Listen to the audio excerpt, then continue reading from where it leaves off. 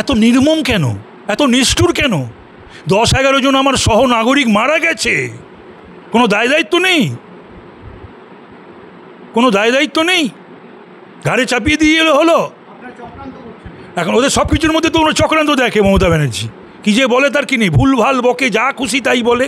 আর এই সঞ্জীব গোয়েঙ্কার থেকে যে ইলেকশনের যে বন্ড, 350 কোটি টাকার বন্ড নিয়েছে, ফিরাদের মেয়ে চাকরি করে, তারপরে 80% ছুট দিচ্ছে এই দুর্গাপুজোগুলোকে। তো সঞ্জীব গোয়েঙ্কা কি তার ঘর থেকে দিচ্ছে না দেবে, না সরকার থেকে টাকা দিচ্ছে? এইগুলো দিচ্ছে বলেই মনোপলি চালাচ্ছে সঞ্জীব গোয়েঙ্কা কলকাতার বুকে।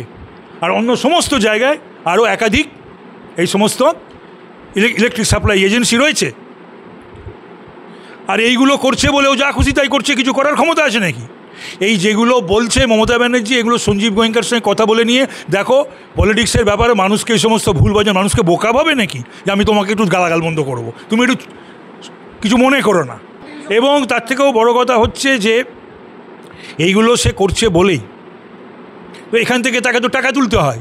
এবং এই যে 350 কোটির বন্ড, এই বিভিন্ন নেতা মন্ত্রীদের ছেলে মেয়ের চাকরি, তারপরে 80% যে পুজোয় 80% যে পুজোয় রিলিফ দিচ্ছে যে বিদ্যুতের বিলেতে, তাহলে পরে সেটা কি ঘর থেকে দেবে?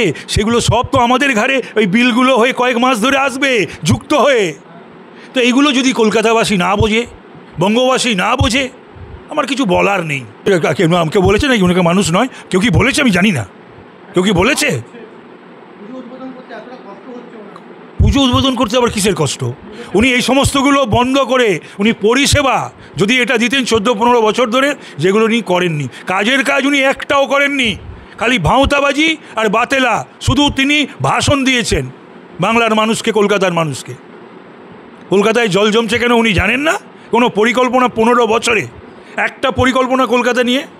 আমিও তো কলকাতার বিধায়ক ছিলাম, কলকাতার কাউন্সিলর ছিলাম, একটা পরিকল্পনা থাকে। এদের আমলে কোনো পরিকল্পনা নেই, কোনো প্ল্যানিং নেই। কলকাতার মতো একটা মেগা সিটিকে নিয়ে ভাববে না? না, সেটা পরিষ্কার করে বলুক, কেন বাঁচাতে পারিনি, ব্যাখ্যা করুক, বিশ্লেষণ করুক, বলুক কে বাঁচাতে দেয়নি, কেন বাঁচাতে পারিনি, এটা বলতে হবে ওকে, জানতে চায় কলকাতার মানুষ, বাংলার মানুষ। এসব নাটক ধরা পড়ে গেছে, আর নাটক চলবে না, চলছে না, আর নাটক চলছে না।